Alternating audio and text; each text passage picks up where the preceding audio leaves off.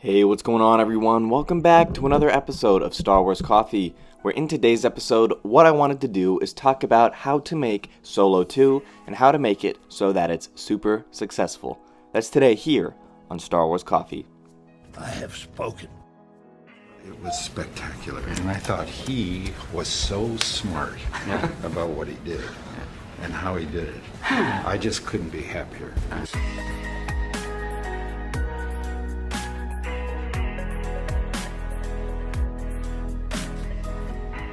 Hello there to all of the returning subscribers, but if you're new to the channel and you're just finding Star Wars Coffee for the first time, be sure to always hit that like button, hit that subscribe button, and turn on that notification bell.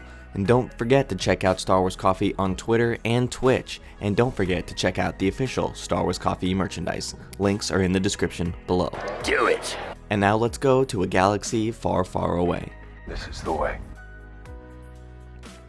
Solo was one of the interesting points thus far in the Disney canon of Star Wars, and it's been the most problematic movie in terms of production and in terms of budget and just in terms of the overall way that Disney was able to handle that situation.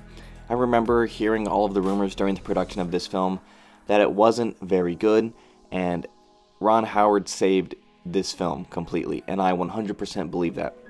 So, if you guys recall, Solo was announced, and Alden Ehrenreich was cast as Solo. He made his appearance at Star Wars Celebration. Everybody thought that he looked a lot like Han when he did his little smirk, and then we had the production start. And we know that Harrison Ford met with Alden several times, and then they had the production in. And what we had was a big problem between the directors, Phil and Chris, and Kathleen Kennedy and Lucasfilm.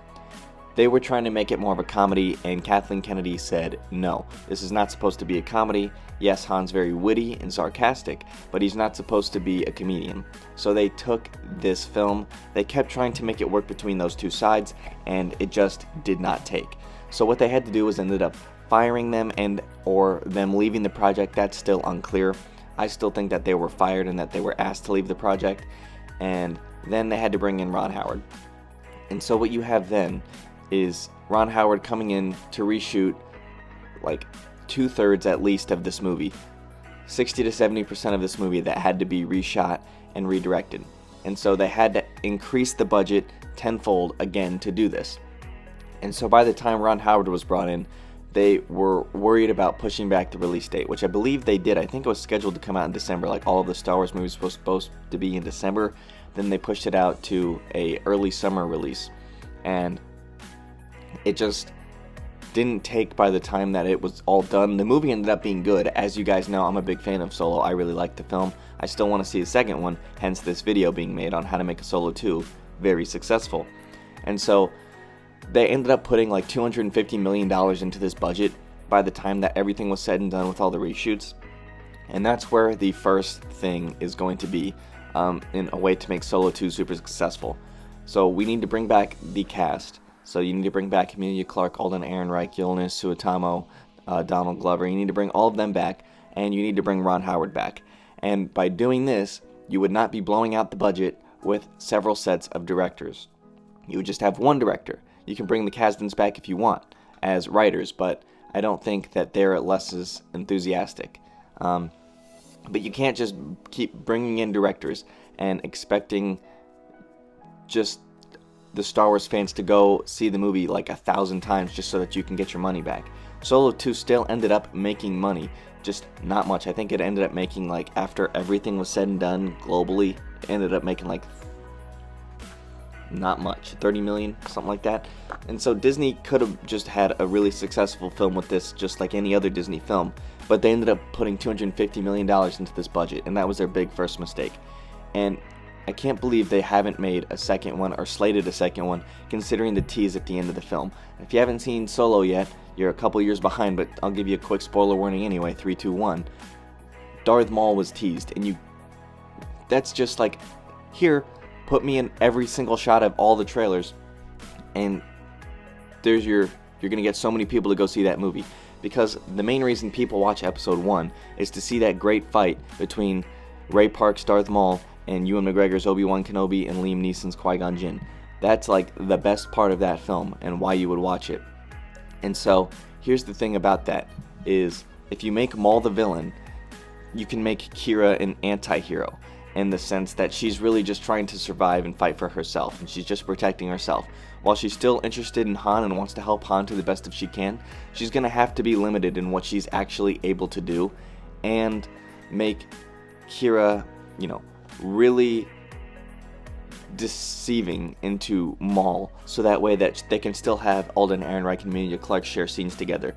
And if you include Maul in all of the trailers, bring Ray Park back, give him a lot more lines, we'll have him with his, robo legs. And Ray Park is clearly still able to do all of these things as he was in Solo. And I can only imagine what Ray Park would be doing, considering the Clone Wars arcs are amazing, and this is pre A New Hope, so we know that Maul's still going around. And if you bring back Ron Howard to direct this, I can only imagine how great this movie would actually look. And it's really a simple formula if you want to condense it all down. Here's what you do. You don't blow out the budget with a couple sets of directors, you just bring Ron Howard back. You bring back the same cast. Boom, right there. That's pretty simple so far. You make Maul the main villain. They already set that up beautifully. You put Maul in all of the trailers. You make Qi'ra an anti-hero, so that way she can still share scenes with Alden Ehrenreich and deceive Maul, while at the same time deceiving Han, because she's just got to survive. And that dynamic between all of these characters would make a great movie. You're going to have Alden Ehrenreich's Han Solo go and grab Donald Glover because he was just an amazing part of that film. But it's just, like with Woody Harrelson's character kind of doing something like that, now you've set up Maul to be this great next villain. And I just cannot imagine that even if they just do like a Disney Plus Han Solo movie, you could bring these actors back to do it. And you just have to drop the budget from like $250 million to $100 million. They made Deadpool with $50 million and see how well that turned out. So it can clearly be done, and I think that it definitely deserves a shot at it, especially when you have Darth Maul as the freaking villain. That's just going to be amazing. So let me know what you guys think about that with the comment section down below. Thank you guys for watching. May God bless you and the Force be with you. I appreciate it if you guys wanted to go ahead and support me on that. But beyond that, thank you guys for watching. May God bless you and the Force be with you.